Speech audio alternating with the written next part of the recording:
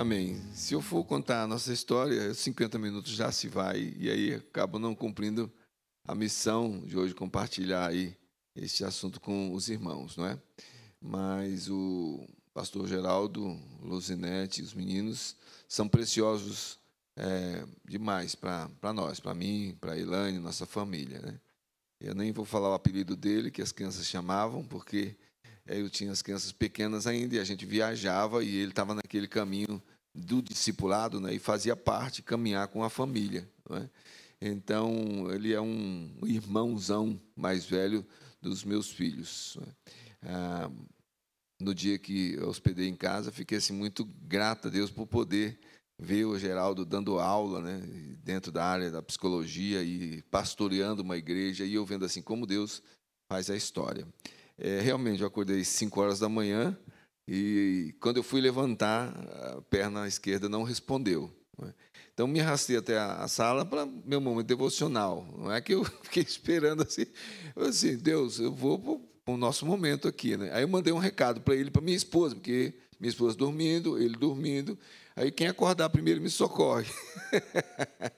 O Geraldo acordou primeiro, e depois eu fui saber, quando eu tive o AVC, que era um dos sinais. Então, gente, quem tem mais de 60 anos aí, o recado do médico, viu? Qualquer coisa fora do normal, médico, vai para o médico. Ora, né? Ora primeiro, pode ser que haja uma intervenção na hora e você seja curado, ou então que Deus te dê juízo para você procurar o médico que Ele deixou também para cuidar da nossa saúde. Queridos, 50 minutos é pouco tempo, 33 anos de organização. Eu estou à frente de uma igreja, a Igreja Presbiteriana de Fortaleza, a primeira que chegou no Nordeste de uma forma organizada, está com 138 anos de organização. E parece assim que sabe, pouco tempo. Em 33 anos, então, uma igreja jovem que está caminhando, tantas histórias, não é? Experiências boas, experiências amargas, momentos de alegria, momentos de tristeza, mas é o desafio que Deus tem colocado para nós como igreja. E o segredo disso, um dos segredos disso, melhor dizendo, é o crente.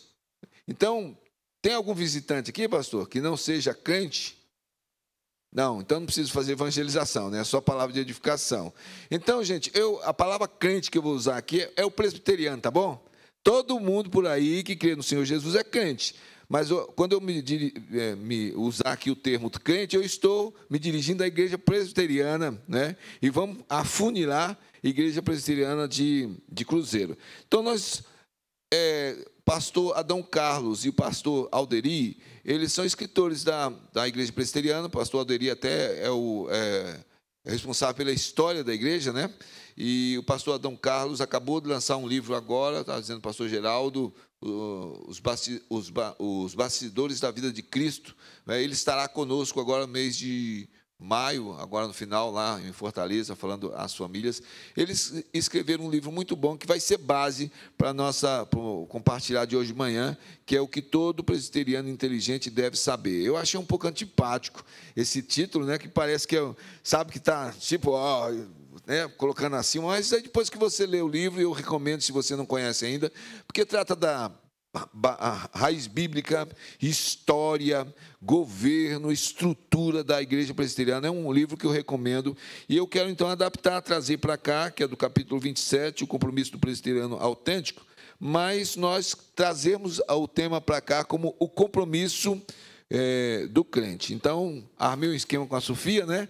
Eu vou estar sem o controle aqui, a Sofia é o meu controle, tá bom? Então, a gente já começa com essa expressão aí. O verdadeiro presbiteriano é uma pessoa comprometida com Jesus Cristo. Então, lembra? Verdadeiro presbiteriano, verdadeiro crente. Vamos trazer mais para dentro do nosso quintal, né, para falar da gente mesmo. Então, o verdadeiro presbiteriano é uma pessoa comprometida com Jesus Cristo. E esse deve ser, na verdade, a nossa mola propulsora. O que me desafia, o que me alimenta, o que me motiva realmente a servir a igreja presbiteriana de Cruzeiro? Por que eu vou desenvolver o ministério para o qual eu fui eleito ou fui nomeado? Desde o pastor até o ministério que a gente... Todos são importantes, né? Mas o ministério mais de fora, a recepção, alguma coisa assim. Então, o que deve nos motivar realmente? Essa deve ser a pergunta, né? É porque eu fui eleito? É porque eu vou ter que dar um relatório? É porque eu me lembro de uma igreja que fui visitar, né? E houve um choque lá, tinha um problema numa igreja. Não é aqui nesse planeta, viu, irmão? No outro planeta que fui visitar, então, numa igreja lá. Então, houve um fato chocante. Uma pessoa lá na frente cantando, né? Cantou, tipo ópera, aquele que põe a mão aqui assim, né? Cruza aqui para sair a voz direitinho. Lindo hino sobre o amor. O casal contando para mim que ficou escandalizado, né, com a experiência. E depois que cantou, que edificou daquele jeito, disse assim: agora vem você aqui que disse que canta melhor que eu e canta aqui. Encara, pode vir. Acabou com tudo.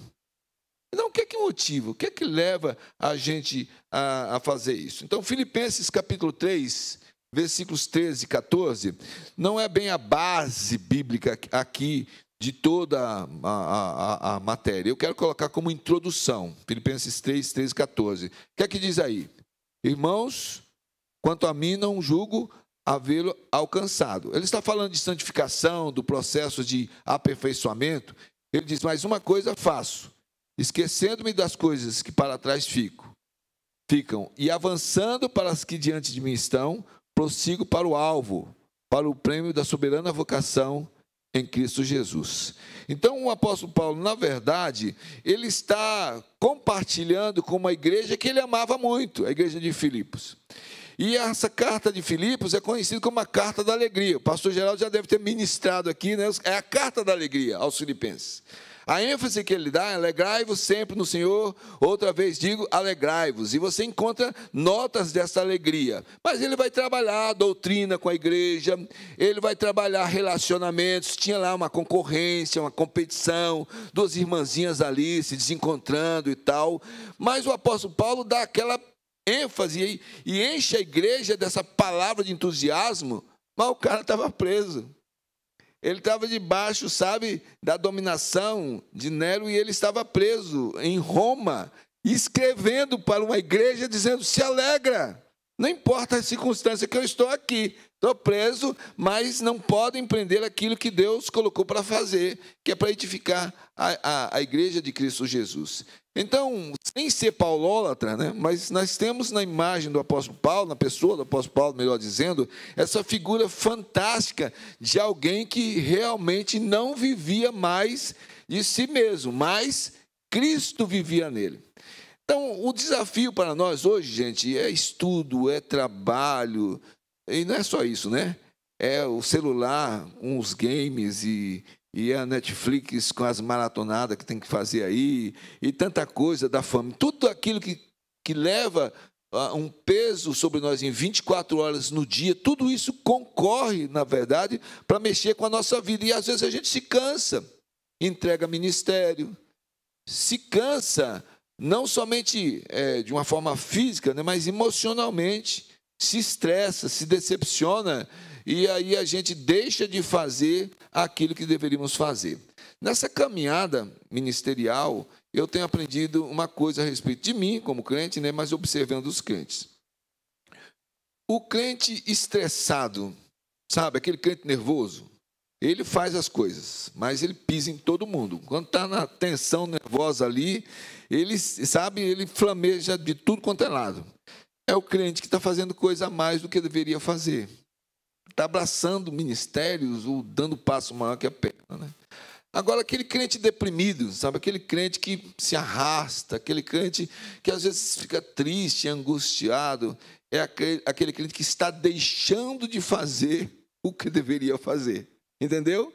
Deixa de fazer, é triste, é deprimido, faz a mais, é estressado. Então, nós somos chamados para trabalharmos e servirmos ao Senhor na igreja de uma forma compromissada. Veja aí o que o apóstolo Paulo escreveu também na carta aos Filipenses, capítulo 3, versículos 4 a 11, lembrando a moçada que ficou aí de me passar aí a letra daquele cântico de ontem, que é baseado em Filipenses 4:8, que é tema da moçada, né?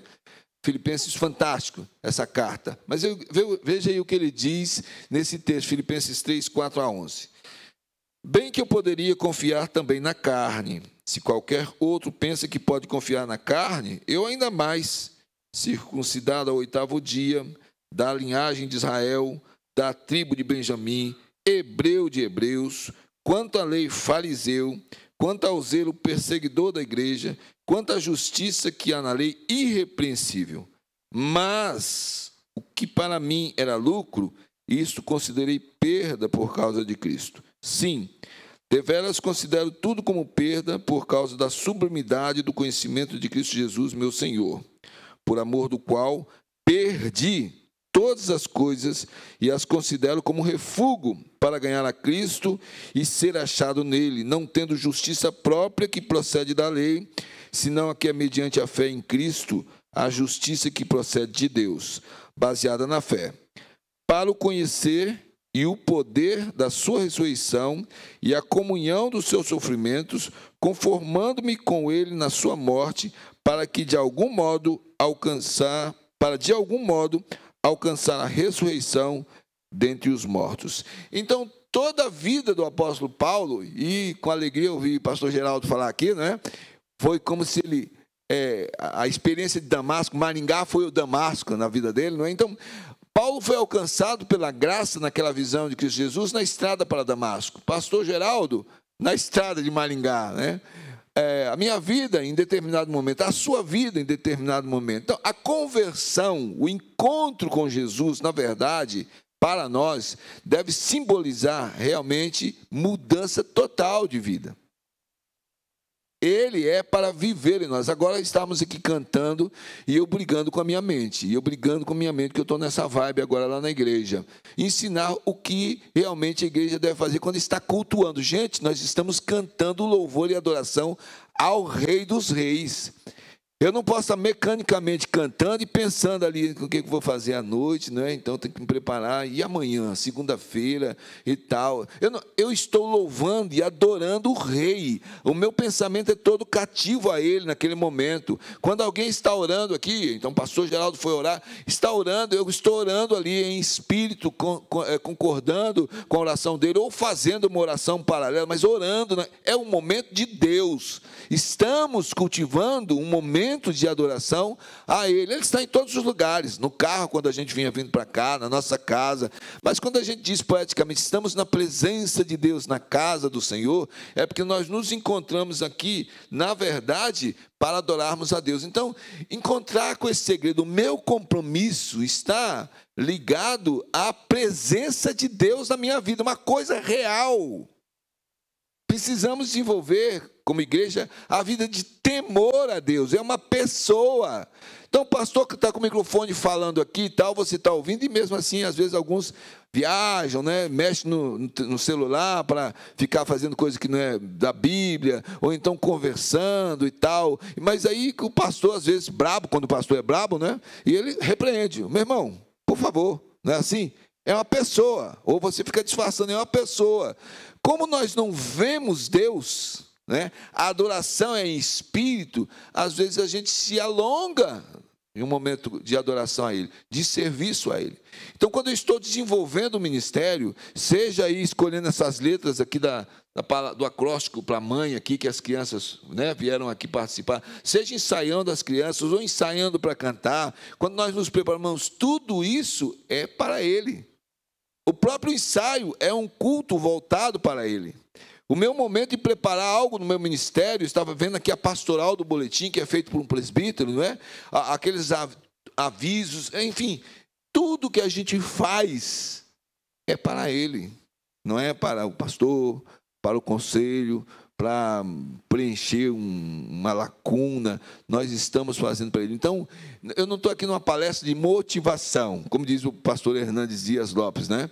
Não é autoajuda, é a ajuda do alto, é a presença de Deus nas nossas vidas. Como disse o pastor Geraldo, há 55 dias eu tive um AVC isquêmico, foi aqui na ponte, né? Aqui atrás. Mas eu venho de um histórico de 3 infecções de Covid. O ano passado, 2 infecções com internação e esse ano mais uma. Então, bagunçou a minha... minha cabeça bagunçou um pouco, gente. Tem algumas sequelas, né? E a minha memória é uma das atingidas.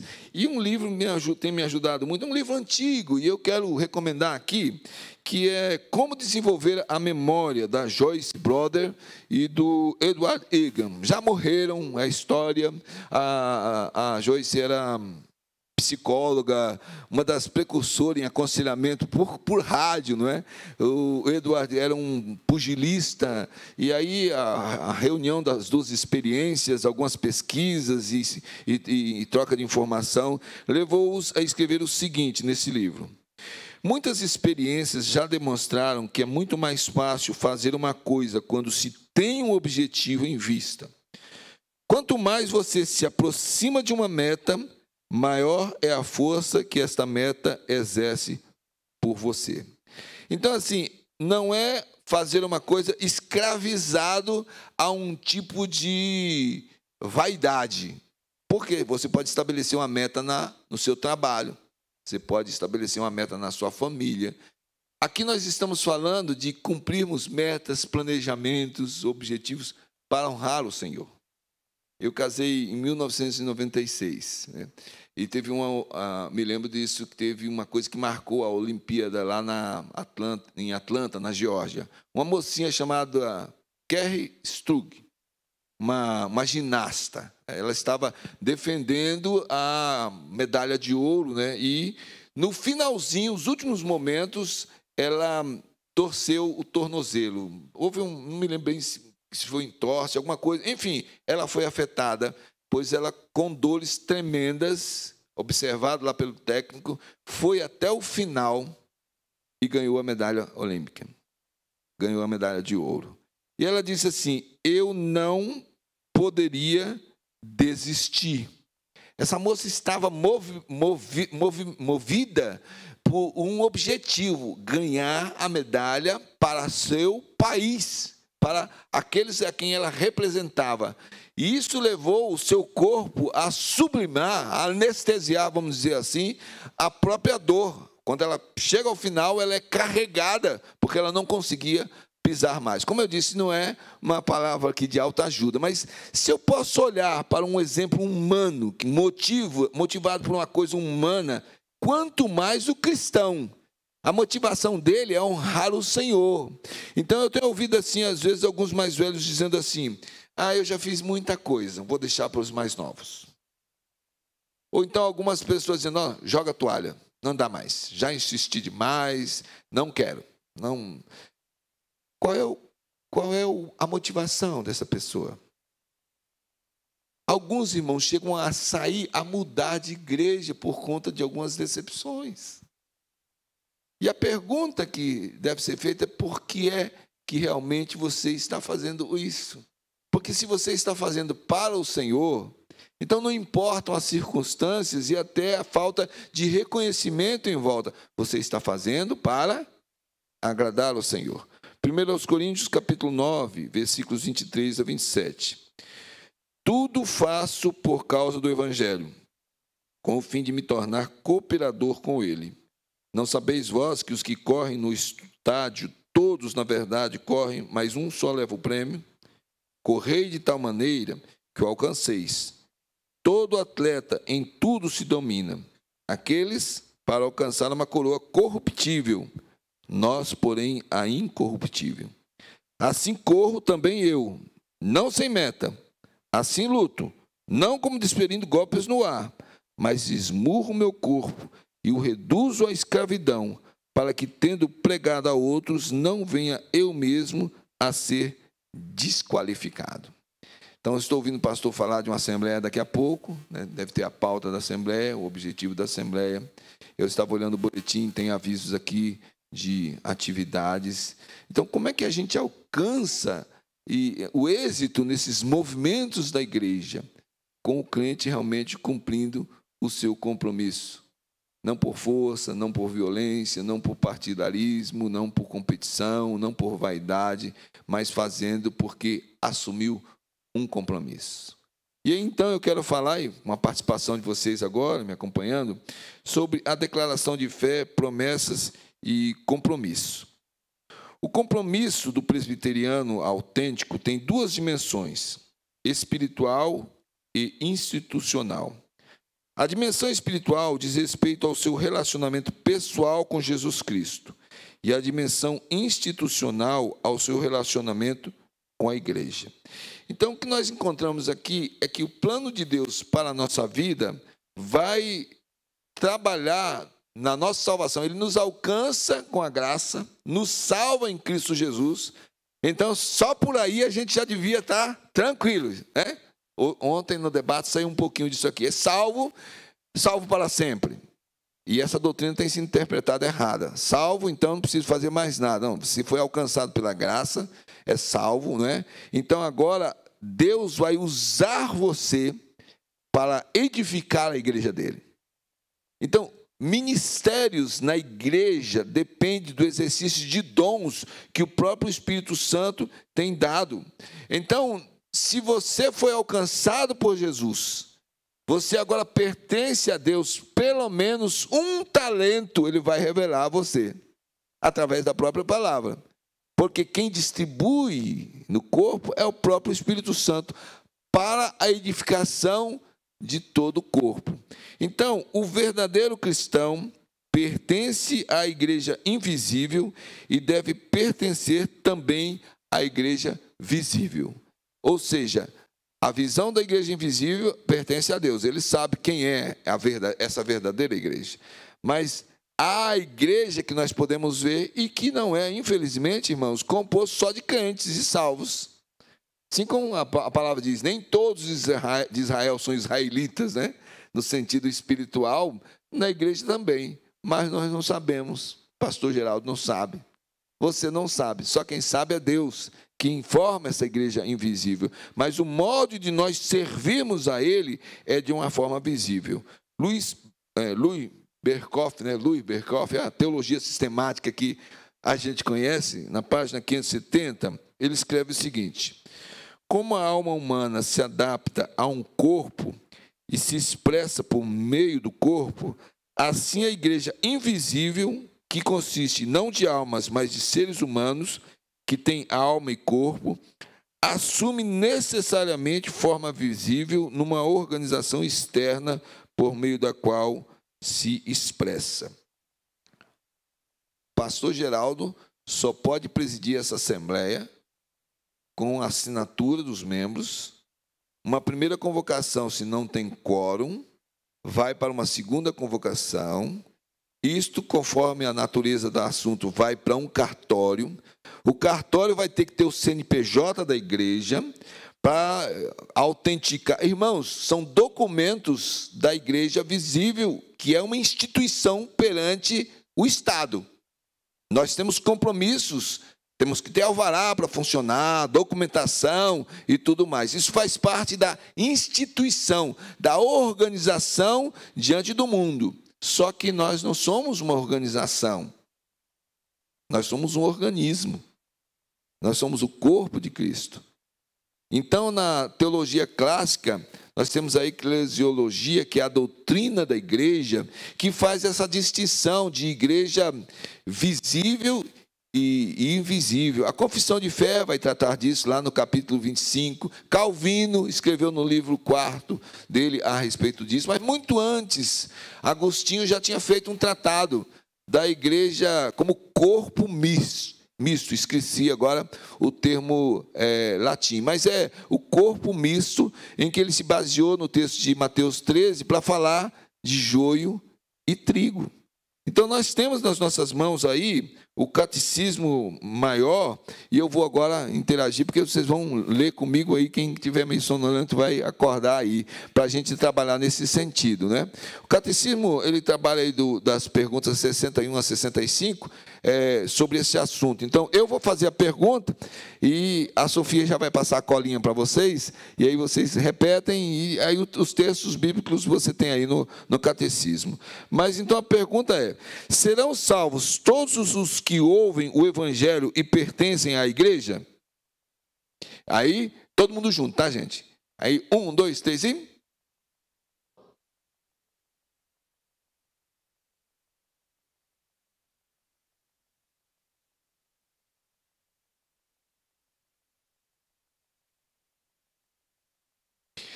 Então, nem todos, nós não cremos, a igreja presbiteriana não crê na doutrina da salvação universal. Sabe aquele negócio de no final todo mundo vai?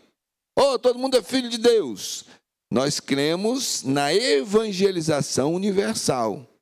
O empenho da igreja para que esse evangelho seja pregado em todas as nações e então Jesus virá.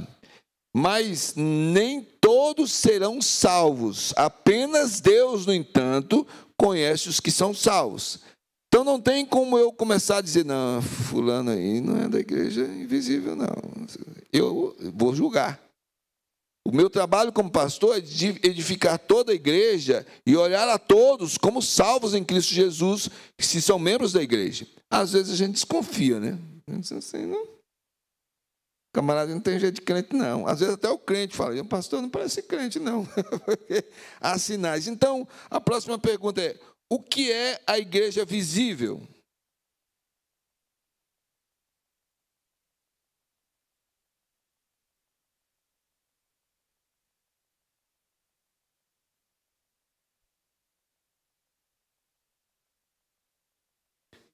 É o que nós temos na assinatura, por exemplo, da membresia. Só os membros da igreja assinam, votam, são eleitos, nomeados para os cargos. Literalmente é o que eu vejo. A igreja visível é aquela que é composta por homens e mulheres que falam que pertencem a Cristo Jesus. É a igreja que nós podemos ver. Então, quais são os privilégios da igreja visível?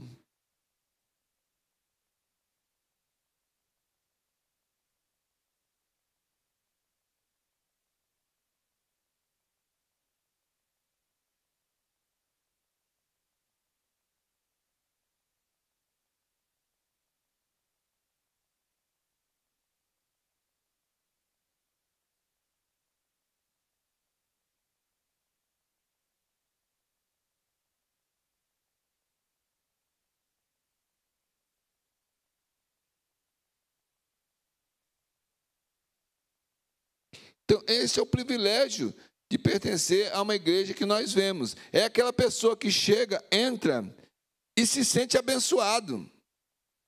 O hino tocou em seu coração, o modo da pessoa pregar, mesmo que ela não tenha sido alcançada ainda pela iluminação do Espírito Santo, ela é alvo de oração.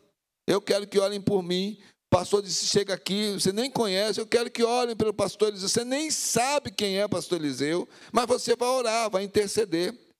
Então, é um privilégio pertencer a uma denominação na sociedade e dizer, eu sou da igreja tal. Se a igreja não tem uma boa fama, a gente tem que restaurar, tem que resgatar, né? Eu cheguei numa cidadezinha pequena, também não nesse planeta, num outro planeta que fui visitar uma vez, e eu cheguei e não identifiquei a igreja, sabe? Era uma cidade pequena, e eu disse, onde fica aqui a igreja presbiteriana? Aí um olhou para o outro, disse, conheço não, nunca ouvi falar. Aí eu lembrei que tinha uma pessoa que tinha uma influência muito grande na cidade. Eu falei, é a igreja do fulano. A igreja do fulano é ali numa praça, mas aquela igreja lá só tem confusão, viu? Gente, eu fiquei com vergonha na hora, né? Então, se a igreja tem uma boa fama, uma influência na sociedade, você diz, eu sou daquela igreja, sabe, com alegria. E algumas pessoas começam a procurar a igreja pelo testemunho dos seus crentes, porque se sentem seguros ali. Agora, o que é a igreja invisível?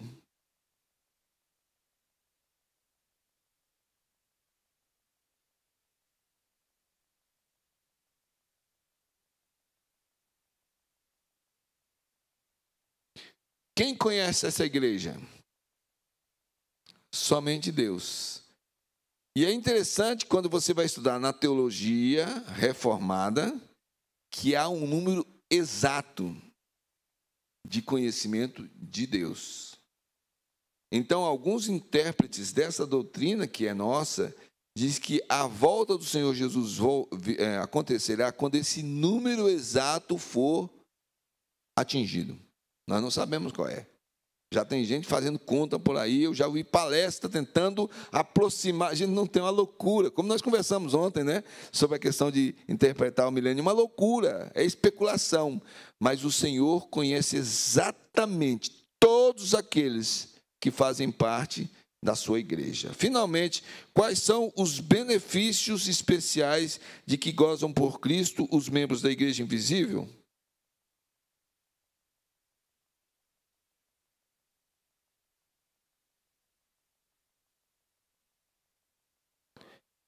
Qual é a diferença do privilégio da igreja visível para o privilégio da igreja invisível? A igreja visível está presa mais a relacionamentos humanos, no sentido horizontal. O privilégio da igreja invisível é o relacionamento com o próprio Deus. Nesse sentido, irmãos, é que eu preciso pensar. Se eu estou nessa vibe com Cristo Jesus, eu não vou desistir. É uma palavra para você pensar. Não sei, não conheci nada, pastor Geraldo. Às vezes o crente tem essa impressão, né? Ah, pastor andou falando, a gente faz que mais é família e tal, algumas coisas da igreja, mas pastor não diz, olha, eu falo assim, falo assim. Então, Deus sabe. Então, assim, se você está nesse ponto, talvez de tensão, é você diante de Deus. Porque se você tem esse relacionamento com o Senhor, não importa a circunstância, o cara está preso e está escrevendo uma carta que é conhecida como Carta da Alegria. Ele está dizendo, não sou eu quem vive. Talvez um preso crente ficasse murmurando, chateado, ninguém da igreja vem me ver. O que adiantou? Preguei tanto o evangelho. Uma vez ele estava com Silas, né? E aqui mesmo em Filipos, marcou muito a história da igreja, estava preso. O que é que ele e Silas estavam fazendo? Louvando a Deus. Aí dizer, poxa vida, de novo, estão presos aqui. Né? Estavam louvando, aí aquele negócio aqui, né?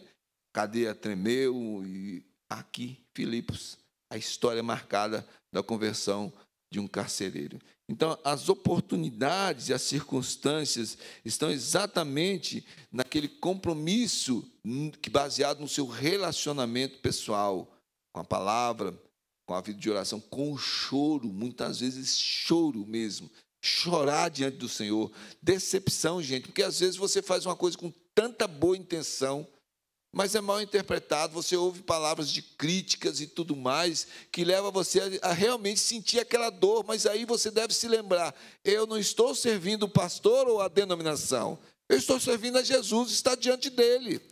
É por isso que muitas vezes, como o Salmo 15 diz, nós temos que sofrer o dano, não é? Mas colocar diante de Deus, sabendo que a justiça dele será satisfeita. Isso implica no nosso testemunho diante do mundo. Mateus capítulo 10, versículos 32 e 33.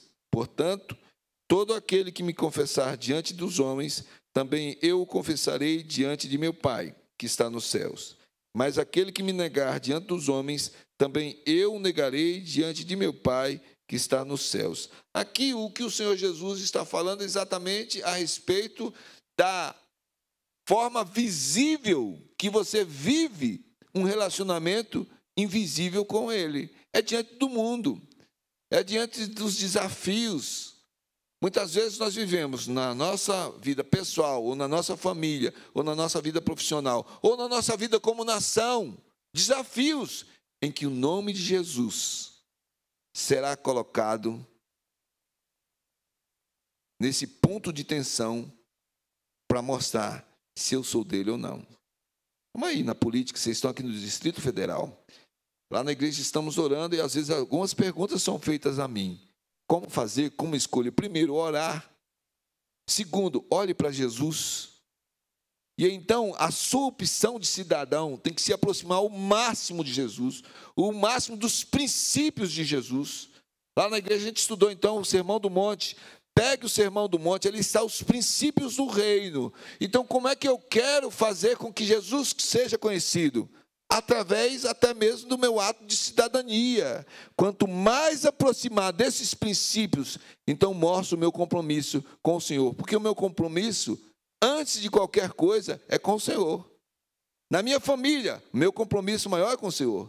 No meu trabalho, meu compromisso maior com o Senhor. No meu condomínio, onde eu moro, meu compromisso maior com o Senhor. Como cidadão, o meu compromisso maior é com o Senhor. Isso implica no exercício prático da fé. É aí que eu vou ser conhecido, né, do mundo. E às vezes vou sofrer dano. Em alguns lugares, aqueles que professam a fé desse jeito em Cristo Jesus estão sendo perseguidos. Não podem dizer nada de Deus, não podem abrir a sua boca, porque são perseguidos, mas continuam testemunhando. Gente, nós recebemos relatórios de missionários. Tem gente morrendo pelo mundo afora, por causa do nome de Jesus. Não negam o nome de Cristo Jesus.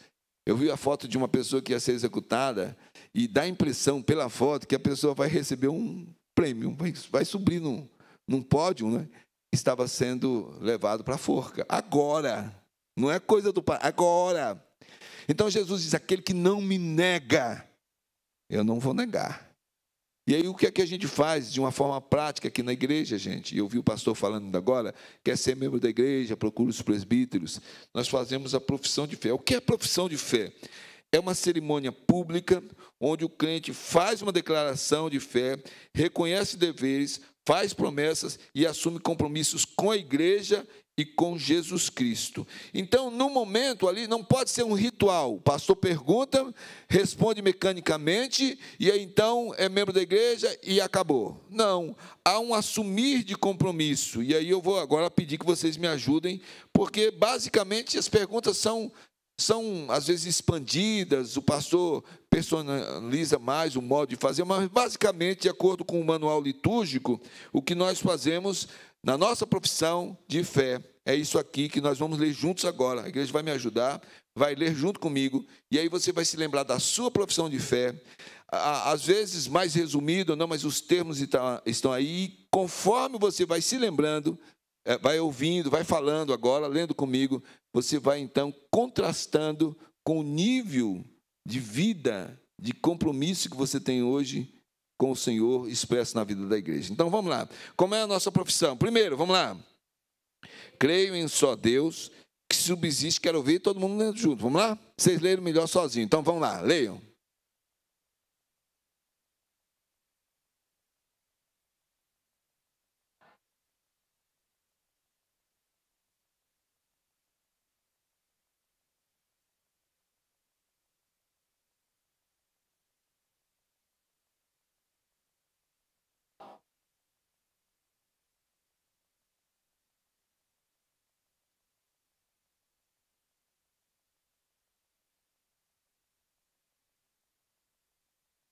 Segundo,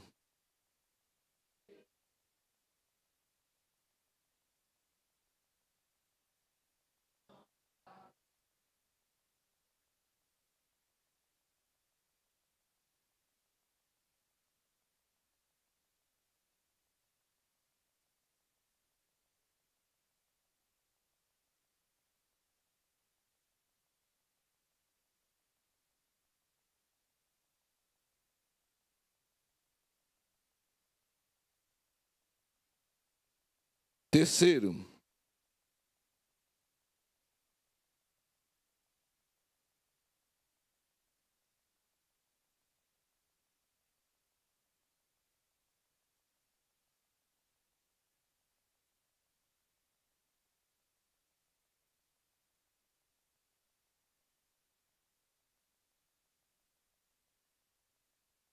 quarto,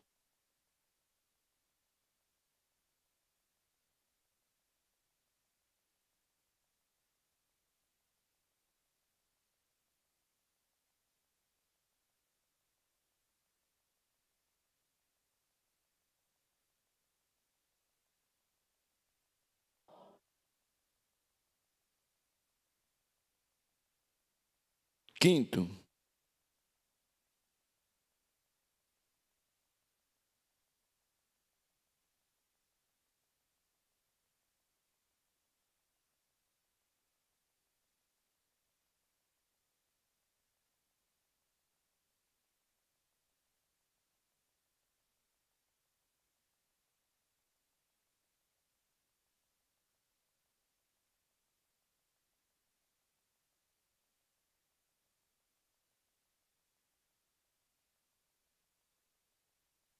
Sexto e último.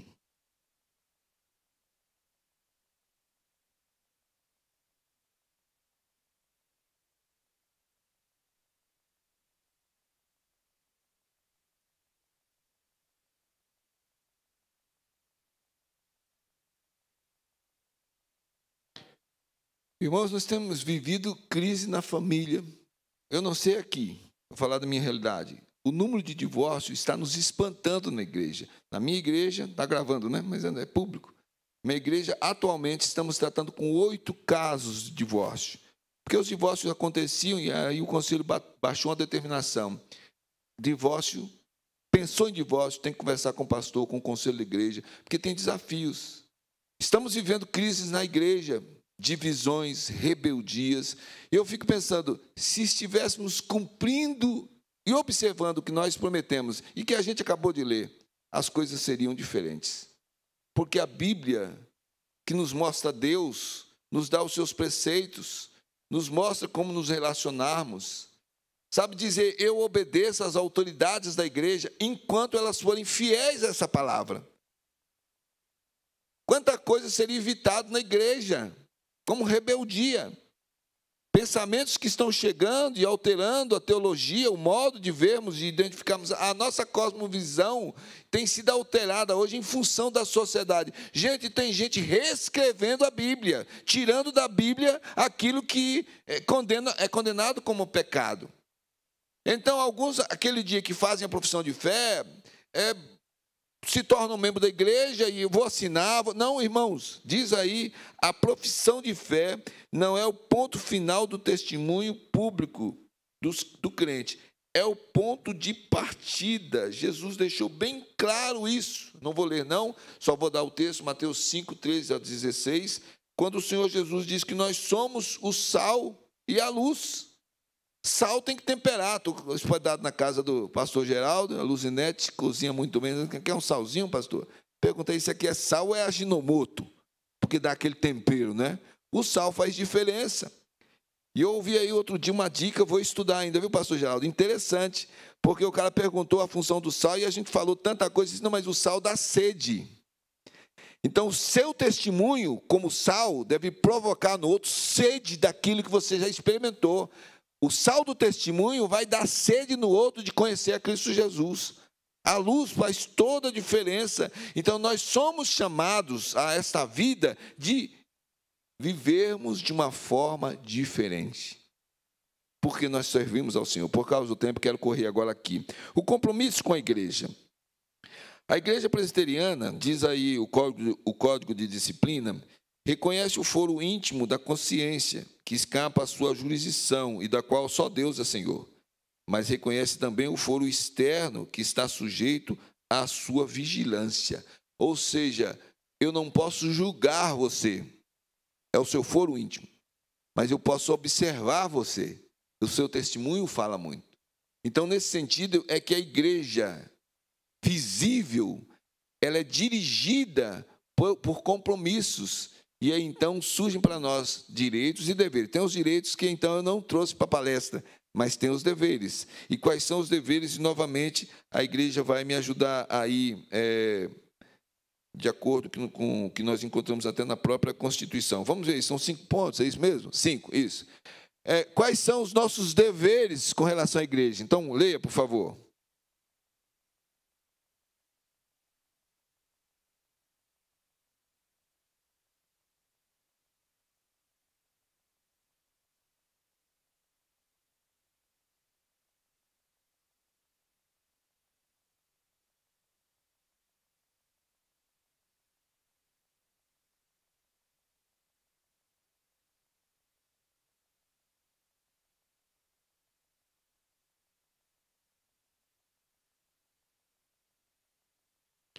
Pastor Geraldo, teve quórum.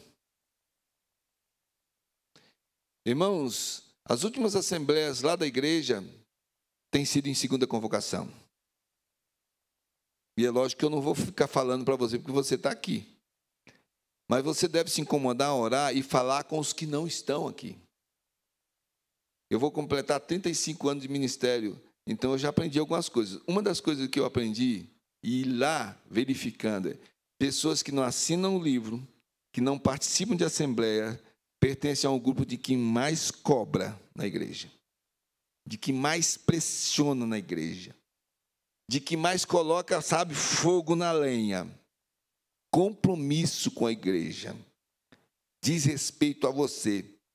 Vai comprar uma mesa, se for o caso, né? Eu estou dando um exemplo aqui bem simples, que envolve uma assembleia, o crente vai estar lá porque diz respeito a ele. Ele pertence a essa igreja e ele vai brigar por ela. Então, pastor, para atingir o tempo aí, o compromisso com a igreja, ele é um resultado do compromisso com Jesus. Então, antes do compromisso com a igreja, o presbiteriano autêntico tem o seu compromisso com Jesus.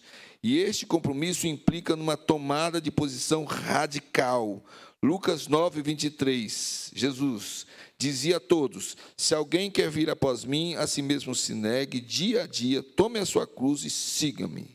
Na instrução aos 12 apóstolos, Jesus disse em Mateus 10, 37 a 39, quem ama seu pai ou sua mãe mais do que a mim, não é digno de mim. Quem ama seu filho ou sua filha mais do que a mim, não é digno de mim. E quem não toma a sua cruz e vem após mim, não é digno de mim.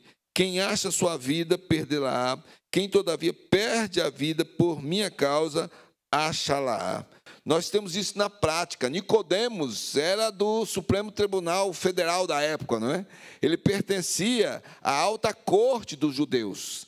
E aí, então, em João 3:2, há registrado esta fala. Ele chega para Jesus e diz: Rabi, que quer dizer mestre, sabemos que és mestre vindo da parte de Deus, porque ninguém pode fazer esses sinais que tu fazes se Deus não estiver com ele. Jesus não se encantou com essa saudação política, sabe, de influência. Jesus devolveu para ele, João 3:3, em verdade te digo, que se alguém não nascer de novo, não pode ver o reino de Deus. Ao homem que queria seguir Jesus, mas ele queria primeiro cuidar do pai dele. Sepultar o pai significava cuidar do pai, ficar cuidando da família. E Jesus está falando de discipulado. Em João 9,60, ele disse: deixa aos mortos os sepultar os seus próprios mortos. Tu, porém, vai e prega o reino de Deus. O outro queria se despedir dos parentes, fazer uma festa, levar um tempo. E o judeu tinha todo um ritual. A esse Jesus respondeu: ninguém que, tendo posto a mão no arado, olha para trás, é apto para o reino de Deus. A multidão estava em volta de Jesus, uma hora conclamando a Jesus, mas essa mesma multidão que depois vai querer crucificar Jesus, Jesus disse: este povo honra-me com os lábios, mas o seu coração está longe de mim, e em vão me adoram, ensinando doutrinas que são preceitos de homens. Está registrado em Mateus capítulo 15, versículos 8 e 9. Jesus está citando Isaías capítulo 29, versículo 13. Jesus nos chama, irmãos, para seguirmos a Ele, não como religião, mas é você com Deus, fazendo porque você ama e tem um compromisso com Ele. Ele tinha multiplicado pães e peixe, a multidão ficou encantada, vai atrás dele por causa desses sinais, e eu vejo assim um dos discursos mais duros nós vamos encontrar da parte de Jesus em João 6, porque o povo estava atrás de pão, e ele começa a falar de sacrifício, e aí então muitos deixam de seguir, e ele pergunta então em João 6,67, porventura, quereis também vós outros retirar-vos? Muitos estão desistindo por causa do tipo de compromisso com Jesus. A pergunta é: você também vai? Nesse contexto é que Pedro vai dizer aquela linda declaração que Jesus é o Filho de Deus. É no meio da tensão, é no meio do desafio que nós crescemos no nosso compromisso. Querida Sofia, eu vou pular por causa do tempo. Vamos lá para a conclusão, que eu quero ver junto com a igreja. Aí a gente, acho que já está dando tempo, não é isso? Está dando tempo. Então, na conclusão, depois do que nós vimos, eu sou chamado a fortalecer o meu compromisso como crente. Como é que eu devo fazer isso? Alguém lê aí o primeiro ponto. Gente, hoje está sendo colocado em dúvida. Não se engane, há leis sendo produzidas para isso. a leis. Essa história, Estado laico, aquela coisa toda, isso aí faz parte de uma dinâmica, mas não pode comprometer o seu compromisso com Jesus. Nenhum sistema, nenhum homem, nada pode tirar o seu compromisso com Jesus. E aí, gente, não estou falando de fanatismo, eu estou falando de radicalismo. O compromisso é com Ele. Segundo, não tem como você manifestar a sua fé se não conhece a palavra. Vi ali a Bíblia em braille, né? Aquela em braille. Eu tenho uma irmã estudando lá. Irmãos, a Bíblia é ouvida hoje, tem áudio. Deficiente auditivo, tem o braille, tem as línguas de sinais para o surdo. Ela está aí. E o que é que nós fazemos? A Bíblia hoje está na nossa mão, na mídia. Quantas vezes você lê a Bíblia? Você conhece a Bíblia? Você medita na Bíblia? É dali que vai extrair a orientação para o seu compromisso. Terceiro, qual o trabalho mais fraco da igreja, gente? Sinceramente, aqui de Cruzeiro, será que é assim? Eu estou falando de outras experiências. Qual o trabalho mais fraco, geralmente? É o de oração. Eu tenho um grande amigo lá na igreja, lá em Maringá, que é pastor de uma igreja enorme, de outra denominação. E ele disse para mim, Eliseu, sabe por que minha igreja cresceu? Porque nós levamos a igreja ao ponto de entender que culto de oração é a principal atividade da igreja. O culto de adoração é a adoração a Deus, o culto de estudo bíblico, mas a oração é que alimenta tudo isso. A igreja dele cresceu por causa de oração. O quarto. Gente, tem gente que é eleito ou nomeado, chega o final do ano, ou então alguém chega e diz, quem que é o coordenador do ministério tal? Ninguém sabe, a pessoa não sabe. Sabe, você receber a eleição, a nomeação como uma missão dada por Deus. E fazer isso de coração. Finalmente,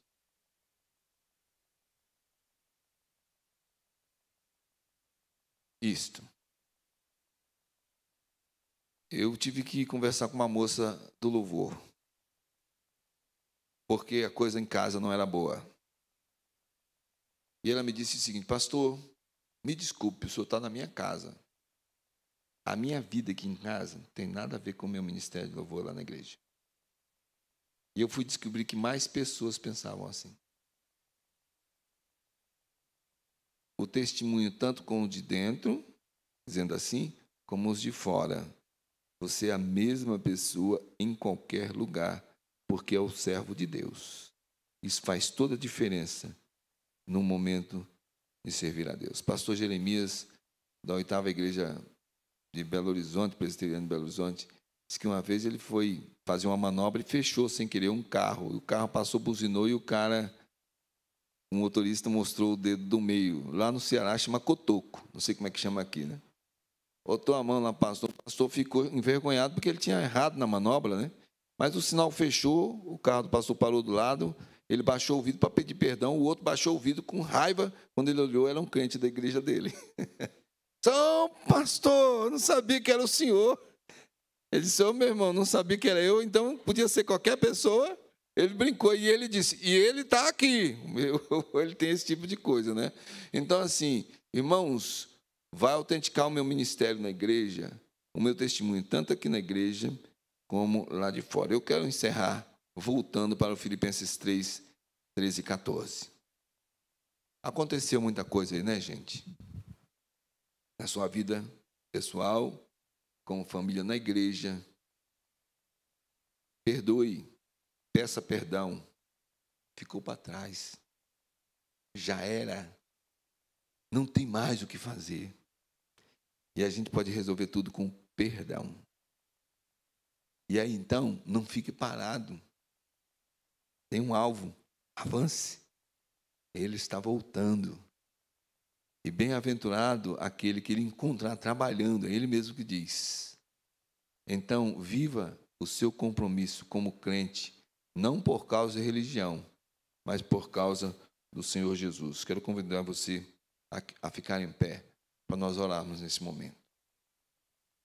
Deus amado, Quero agradecer ao Senhor por mais um ano de organização da Igreja Presbiteriana do Cruzeiro. Abençoe o pastor, abençoe o conselho, abençoe a junta diaconal, abençoe as diretorias de cada sociedade, de cada ministério, abençoe aqueles que já estão aqui há muito tempo, abençoe aqueles que estão se achegando para cá.